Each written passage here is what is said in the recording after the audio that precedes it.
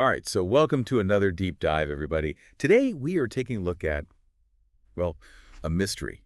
It's captivated people, like, for Yeah. centuries. Oh, yeah. And that's the missing years of Jesus. That period between, like, ages 12 and 30. Right. Not really covered in the New Testament. Mm-hmm. So we've got a whole bunch of different sources to try to get to the bottom of this. Historical accounts, esoteric traditions, Yeah. even some alternative spiritual texts. And we'll see what theories people have come up with about where Jesus might have gone Right. and what he might have learned during this time. It really is fascinating to think about. I mean, traditional Christianity obviously focuses mainly on what's in the Gospels, Yeah, but there's a ton of different ideas and theories out there that suggest Jesus might have come across all kinds of spiritual ideas during those years. right. It's like this hidden chapter that no one's really gotten to the bottom of. Right. One of the most interesting theories, I think, connects Jesus to the Essenes. Mm. They were this Jewish sect known for their really strict spiritual practices. Yeah. You know, communal living, ritual purification, vegetarianism. They were really about a simple and pure life. Yeah. And then the Dead Sea Scrolls were found back in 47. Yeah. And that really, I think, brought this whole connection front and center Hmm. because these scrolls, it turns out, were written by the Essenes. Okay. And there are some really striking parallels Wow. between their teachings and the teachings of Jesus. Okay. Ideas about divine justice and spiritual purity, the coming kingdom of heaven, it's all there. It makes you wonder, if these ideas were kind of already out there and circulating, how did Jesus end up making them his own? Right. Did he just kind of echo what the Essenes were saying, or did he maybe build upon that, maybe using some wisdom he picked up from other sources? That's the big question, right? Yeah. And it sort of leads us to another really interesting possibility. Jesus may be having been exposed to Kabbalah. Okay. It's a mystical Jewish tradition Yeah. that looks into the hidden nature of God and what the soul's journey is. Okay, so Kabbalah, what makes people think that there's a connection there? Well, remember that story of Jesus when he was 12? Yeah. Amazing all the teachers at the temple with his knowledge? Mm-hmm. Or when he said, I and the Father are one. Right, right. These are ideas that you find in Kabbalah. Okay. Which makes you think that maybe there's a link there. So it's not just he was repeating stuff he'd heard. He was really showing this understanding of these complex spiritual concepts. Absolutely. It seems like even at that age, he was thinking about some really profound stuff. Yeah. Maybe drawing on knowledge that wasn't readily available to him at home. That's really interesting, which kind of takes us to Egypt, right? Mm. Could he have traveled even further? To Egypt, which was this place at the time just steeped in ancient wisdom Yes. and mystery. Can you imagine him checking out the pyramids Yeah. and really getting into the teachings of the Egyptian mystery schools? I know, right? I mean, those schools were really well known for their wisdom, Yeah. especially all their teachings about resurrection and transformation. Right. Which, of course, makes you think of the story of Osiris. Hmm. The Egyptian god who dies and is reborn. Yeah. It makes you think maybe these ideas affected how Jesus understood his own mission. Right. Right. And his resurrection later on. It does make you wonder, what a young, inquisitive mind like Jesus's, Right. what he would have taken away from something like that. Yeah. Would he have just seen these teachings as stories? Or did he, get a sense that there was something deeper there? Yeah. Something that, fit with his own, growing spiritual awareness? It's a great question. And it really highlights how important it is to think about not just what Jesus might have learned, but also how he might have understood it Yeah. and fit those teachings into his own unique perspective. Yeah, total. Yeah. And maybe this thirst for knowledge took him even further east. We're talking India and Tibet, places that probably at the time seemed like, the edge of the world. Whoa, that is quite a journey. But what makes scholars think he may have gone that far? Well, think about the Magi, the wise men who visited Jesus when he was born. Right. They came from the east and they brought gold, frankincense, and myrrh. Mm-hmm. Those were traditional gifts in Indian customs. Oh, wow. Some scholars even think that the Magi might have been Hindu rishis or Zoroastrian sages. So maybe there's a connection to Eastern spiritual traditions right from the start. So those weren't just random gifts, they were actually culturally significant. Exactly. Yeah. Okay. What else points to this connection between Jesus and the East? Well, you see some interesting similarities between Jesus's teachings Hmm. and Eastern philosophies. Okay. Like, for example, how much he emphasized inner prayer, fasting, and searching for God within. Hmm. Those ideas are also found in Hindu and yogic traditions. Okay. And then on top of that, there are even accounts of Tibetan manuscripts that say that Jesus was in the region. Wow. Tibetan manuscripts mentioning Jesus. That's pretty wild. What do they say?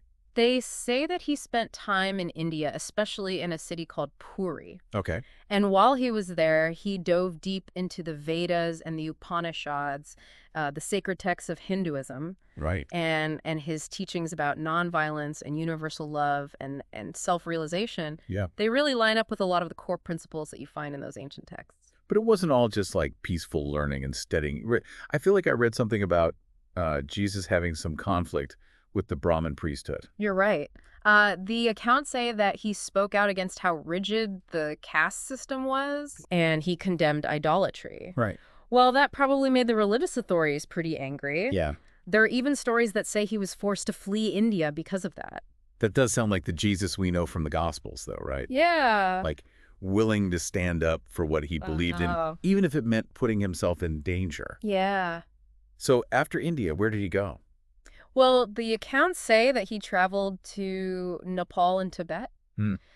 spending time studying Buddhist sutras and meditating up in the Himalayas. Right. And that actually connects with what he said later about the kingdom of God being within, Mm-hmm. which, is similar to the Buddhist idea of finding enlightenment through, like, inner transformation. So he might have been exposed to this concept of, like, not just finding truth in scriptures, but also through, like, what you experience directly within yourself. Exactly. And his journey didn't end there. Huh. On his way back to Judea, it said that he stopped in Persia. And there, he challenged the Zoroastrian priests, and he even got thrown in jail. Wow. It's a pretty incredible story. It really is. It sounds like Jesus was really on, like, a quest to, like, wrap his head around all the different spiritual ideas out there. Yeah. But is there anything that ties all this together? Like, some kind of common thread? Well, that's where the Aquarian Gospel of Jesus the Christ comes into play. Okay. It was written in the early 1900s by Levi Dowling, Okay. and the book says it's based on the Akashic records, Mm-hmm. which, if you don't know, are supposed to be like a spiritual record of everything that's ever happened. Right. And it backs up the idea that Jesus traveled extensively and studied all sorts of spiritual teaching. Okay, so this Aquarian Gospel, what does it say about Jesus's journey and how he kind of, like, brought all these different teachings together? It says that he didn't just go to these places to, like, watch. Right. He really studied with different spiritual masters, learning from their wisdom and then, like, weaving their insights into his own understanding. So instead of, like, making up a whole new religion from nothing, Right. he was pulling from the wisdom of traditions that already existed Exactly. and finding, like, those shared threads Yeah. and then revealing, like, a universal message of love and enlightenment. Yeah, that's the gist of it. Okay. The Aquarian Gospel says that Jesus was focused on helping people wake up to, like, a divine consciousness, Right. not on setting up a bunch of new rules or doctrines.